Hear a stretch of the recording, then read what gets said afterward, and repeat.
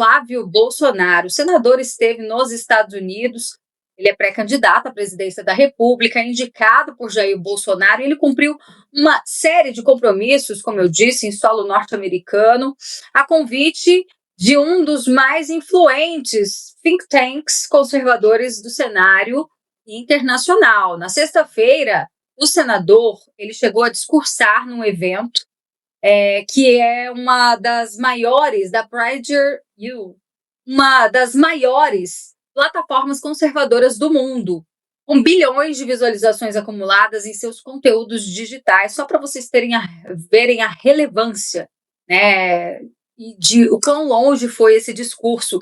Milhões de seguidores nas principais redes sociais e também uma forte presença no debate público norte-americano. Na ocasião, o Flávio falou sobre o contexto político brasileiro, que culminou na prisão do ex-presidente Jair Bolsonaro e também na atuação do ministro Alexandre de Moraes. Deputado Caporeso, bom, aqui no Brasil, esse discurso ele foi interpretado de várias formas. Obviamente, aqueles que sempre são críticos já falaram, inclusive, que isso poderia trazer complicações para o senador Flávio Bolsonaro, já que estamos em ano eleitoral. E, claro, eu quero a sua avaliação sobre até onde essas críticas podem fazer algum tipo de sentido e o impacto, claro, dessa denúncia, mais uma vez reforçada lá fora.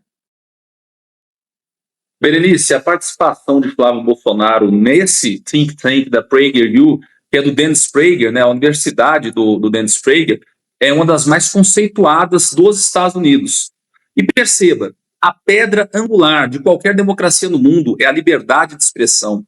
Quando existe a normalização de um tipo de conduta onde a opinião de uma pessoa, nesse caso, tá, de um filho a respeito da prisão do seu próprio pai, um questionamento pertinente a respeito da justiça no Brasil e de seu funcionamento é visto como algo que pode gerar qualquer tipo de enquadramento penal, a pessoa que está emitindo sua opinião, a democracia já morreu, tá bom? Porque é lógico que isso vai interferir na hora do voto. Antes mesmo da pessoa votar, ela já tem que falar se policiando para saber se ela vai ser perseguida ou não, ou se a sua opinião ela é aceitável. Isso é a falência total da nossa democracia. Isso é uma postura inaceitável. Ainda mais diante do fato que o julgamento do presidente Bolsonaro está repleto de grandes ilegalidades. E eu não falo isso como um opinador, eu não falo isso como um deputado, eu falo como advogado. A minha carteirinha da ordem está em dia. E apesar de muita gente na OAB se omitir em relação a tomar uma postura firme quanto ao fato, por exemplo, inquestionável de que o ministro Alexandre de Moraes ele atropelou o princípio do juiz natural. Ele foi vítima, julgador, promotor e agora é executor do próprio processo. Algo único em nossa história. O judiciário nunca fez isso antes. E simplesmente o presidenciável, o Flávio Bolsonaro, que é filho do presidente, ser questionado porque ele está se levantando corajosamente contra esse absurdo, expondo ele para o mundo inteiro, isso aí é a prova inquestionável que existe algo realmente decadente e perigoso na nossa democracia. Pois é, Rafael Oliveira, quero te ouvir também sobre os efeitos desse discurso lá fora. Eu estou com as aspas aqui de um trecho dessa fala do senador Flávio Bolsonaro, onde ele diz o seguinte, abre aspas então, meu pai, o presidente Jair Bolsonaro, aliado internacional e admirador de Donald Trump, está em uma cela de prisão comum, não por corrupção ou por violência, não por quebrar qualquer lei, mas por suas crenças conservadoras, por defender valores tradicionais e não se curvar à agenda socialista. E ele vai além, fala o seguinte, o mesmo juiz da Suprema Corte que o prendeu, Alexandre de Moraes, transformou sistematicamente a mais alta corte do Brasil em uma arma de perseguição política e em uma casa de corrupção. Ele censurou plataformas de mídia social, baniu vozes conservadoras, ordenou a prisão de jornalistas e encerrou movimentos de oposição tudo em nome da defesa da democracia. Bom, quero a sua análise, Rafael, porque diante de tudo isso que vem sendo exposto, e não é de agora, né, há alguns anos já, os parlamentares buscam denunciar isso também no Congresso norte-americano.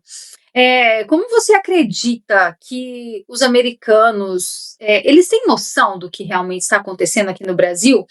E o que um discurso como esse do Flávio Bolsonaro lá fora pode trazer de ganho político, já que ele está nessa corrida eleitoral disputando, né, ainda como pré-candidato, mas a cadeira mais alta aí do executivo? Berenice, bom, essa é uma oportunidade interessante para a gente refletir primeiro sobre se o problema da crítica ao Flávio Bolsonaro é que ele estaria em campanha. Vamos prestar atenção num conceito básico. Enquanto o Flávio Bolsonaro, num momento inédito da nossa história, é aplaudido no exterior, e vamos lembrar, a gente já teve outros pré-candidatos que tentou o mesmo caminho em outros momentos da história e que inclusive se tornaram presidentes, mas sem receberem aplausos lá de fora, como Fernando Henrique Cardoso e antes Fernando Collor de Mello. Fernando Collor, vindo de uma família com múltiplos idiomas no dia a dia do seu cotidiano, esteve, antes de disputar a presidência, no exterior e não conseguiu o que o Flávio agora conseguiu, que é autoridade, credibilidade, confiança, repercussão e, claro, ao dizer que faria o Brasil grande novamente, aplausos. Aqui no Brasil, houve 1h30 de um samba-enredo rebaixado que ficou na televisão aberta com o chefe de Estado na condição de homenageado e indo até o desfile no decorrer do ato festivo que inclusive, com usufruto do dinheiro público, ele ali esteve e aparentemente anteriormente a isso, o Tribunal Superior Eleitoral recusando uma liminar que pedia a suspensão desse tipo de, aí sim, praticamente incontestável propaganda prévia. Então, Flávio, ele consegue reunir, ao mesmo tempo, a compreensão por parte de quem o escuta, a esperança por parte de quem vê nele os seus primeiros pensamentos, agora, com a honestidade de que ele não está dizendo que ele pretende para o saneamento básico, o que ele fez como senador que vai garanti-lo na presidência. Isso as pessoas já começam a visualizar até com o carisma e a leveza do meu amigo Flávio. Então, falar sobre algum tipo de crítica a ele significa apenas jogar ainda mais luz sobre um momento inédito. O Brasil é aplaudido no exterior hoje pela esperança que o Flávio Bolsonaro, por articulação que seja feita justiça aqui, provavelmente quem mais entende hoje de relações exteriores, o deputado pode falar melhor na sequência se tem essa percepção também. Vale lembrar que tudo isso que o Flávio tem feito é por intermédio do irmão que já de longa data abre caminhos, abre espaços, que é o Eduardo Bolsonaro, assim como o Carlos teve muita participação na ascensão do presidente Jair Bolsonaro. E nesse sentido, Berenice, se você me permite, já que estamos a falar sobre o Flávio, o deputado é de um estado pêndulo, como a gente já sabe, né? Aí é uma questão de ciência exata, quem vence em Minas vence no Brasil até hoje, esse ineditismo de ser distinto a essa resultante nunca houve. Queria te provocar, no bom sentido, Berenice, para a gente trazer a audiência para uma reflexão. O deputado é mineiro, é pré-candidato ao Senado. Ele conhece como ninguém os bons nomes da direita que são ventilados. E dentre esses bons nomes, deputado, já que Minas vai, de certa forma, chancelar ou não, dentre esses bons nomes da direita que se colocam à presidência, por que, na visão do senhor, o Flávio deveria ser escolhido? Não, primeiramente, obrigado pela pergunta. A questão aqui não é porque ele deveria ser escolhido. Ele já foi. E a escolha foi feita pelo presidente Jair Bolsonaro. A direita precisa respeitar a hierarquia e respeitar a liderança. Ninguém vê o Lula abençoando alguém e o pessoal lá da base dele questionando isso daí. Por quê?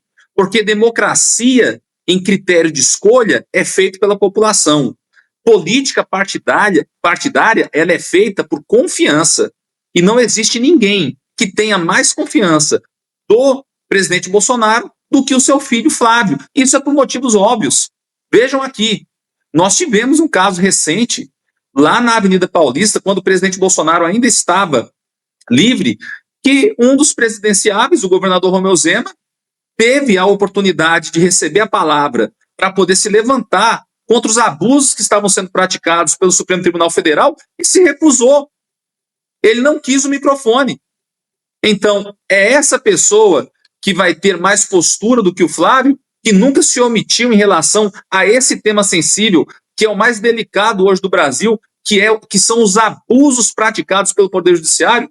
Para além disso, o Flávio Bolsonaro é uma pessoa que tem tudo para fazer um trabalho de continuidade ao governo Jair Bolsonaro.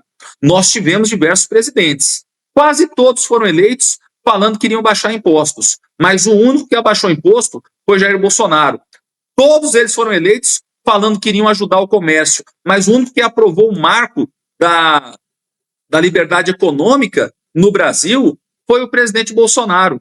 Muitos falaram que iriam tentar novas formas para poder ajudar a população, mas quem teve a capacidade de aprovar o PIX, que mudou a forma do brasileiro lidar com o seu dinheiro e que não tem taxação, né? É algo único isso daqui.